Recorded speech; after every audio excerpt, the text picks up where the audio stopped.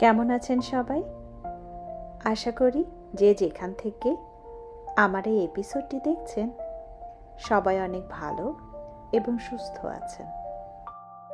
আমি Nahid, USA Bangladeshi lifestyle থেকে আপনাদের সবাইকে স্বাগত জানিয়ে শুরু করছি আজকের এপিসোডটি। এখন প্রায় 6টা বাজতে যাচ্ছে আর আমরা যাচ্ছি এক বাংলাদেশি ফ্যামিলির বাসায়। আজকে আমাদের তাদের বাসায় ইফতারের দাওয়াত আছে। ডে লাইট সেভিংয়ের কারণে কয়েকদিন আগে সময় 1 ঘন্টা এগিয়ে দেওয়া হয়েছে, তাই এখন দিনের আলো অনেকক্ষণ পর্যন্ত থাকে। এই যে দেখতে পাচ্ছেন, এখনো আকাশে উজ্জ্বল আলো ছড়িয়ে আছে।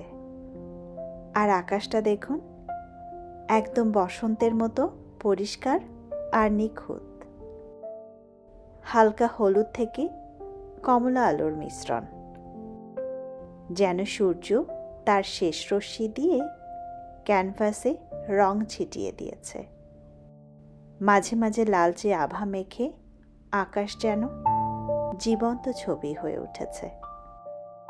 এরকম রঙের খেলায় প্রকৃতির সৌন্দর্য দেখে মুগ্ধ না হয়ে কি পারা যায়?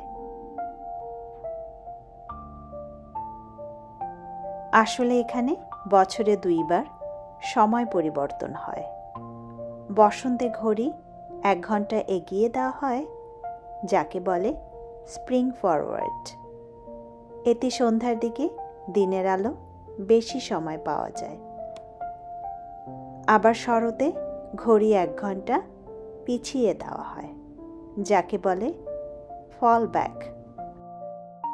এর মূল উদ্দেশ্য হল দিনের আলো যেন মানুষের জীবনে সর্বোচ্চভাবে ব্যবহার করা যায়। এভাবে সময়ের পরিবর্তন শুধু আমেরিকাতেই না, ইউরোপের অনেক দেশেও চালু আছে। আপনারা এতক্ষণে নিশ্চয় বুঝতে পেরেছেন যে আমরা ওনাদের বাসায় পৌঁছে গেছি। সত্যি বলতে বাসাটা কিন্তু খুবই সুন্দর। ঘরে ঢুকতেই একটা আলাদা উষ্ণতা অনুভব হচ্ছিল।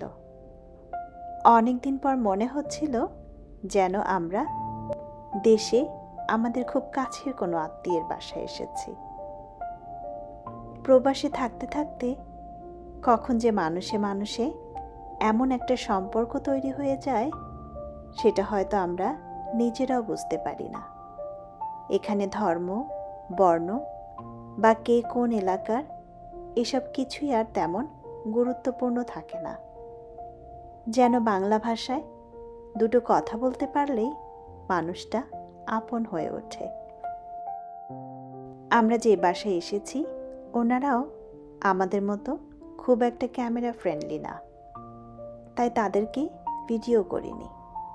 তবে তাদের বাসার এই সুন্দর সুন্দর ওয়াল ডেকোর, ছোট ছোট সাজসজ্জা আর ঘরের পরিবেশের কিছু মুহূর্ত ক্যামেরায় ধরে রেখেছি, যেন আজকের এই সুন্দর দিনের স্মৃতিটা ডিজিটালভাবে থেকে যায়। এবার আমাদের ইফতারের সময় হয়ে এলো। দেখেছেন টেবিল জুড়ে কত রকমের খাবার। সব কিছুই দেখতে আর খেতে দারুণ লাগছিল। সবাই মিলে একসাথে ইফতার করার আনন্দটাই আলাদা।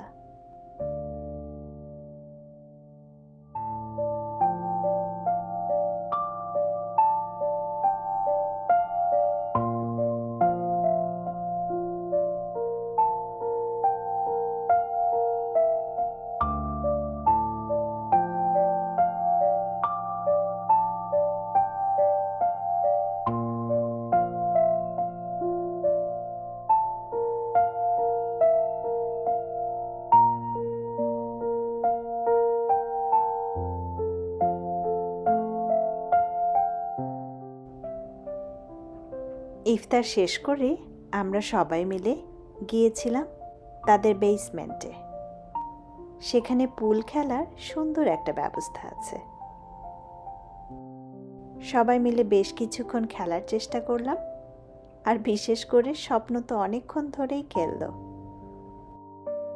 কিন্তু বলগুলোকে কখনোই সঠিকভাবে হিট করতে পারল না। সবাই নতুন খেলোয়াড় ছিল তো, তাই ওদের সবার খেলা দেখে বেশ মজাই পাচ্ছিলাম আমরা।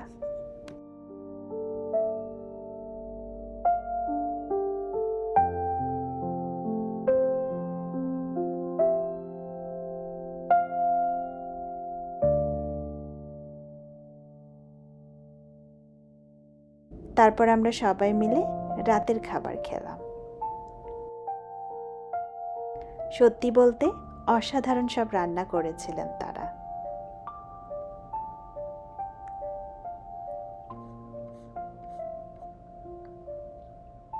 এভাবেই আজকের সন্ধ্যাটা খুব সুন্দরভাবে কেটে গেল। অনেক গল্প, হাসি আর অনেক আন্তরিক মুহূর্তে ভরা একটা সময়।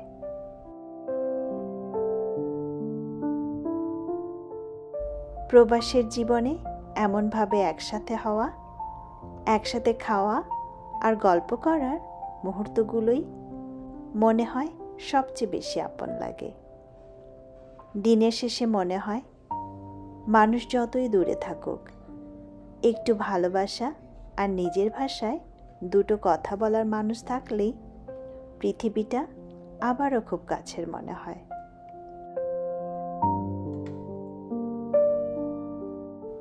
আজকের এই এপিসোডটি এখানেই শেষ করছি। সবাই খুব ভালো থাকবেন, সুস্থ থাকবেন। আবার দেখা হবে নতুন কোনো দিনের গল্প নিয়ে। শুভরাত্রি।